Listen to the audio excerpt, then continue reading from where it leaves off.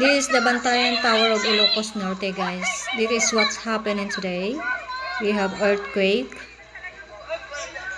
July 27. Early morning, guys.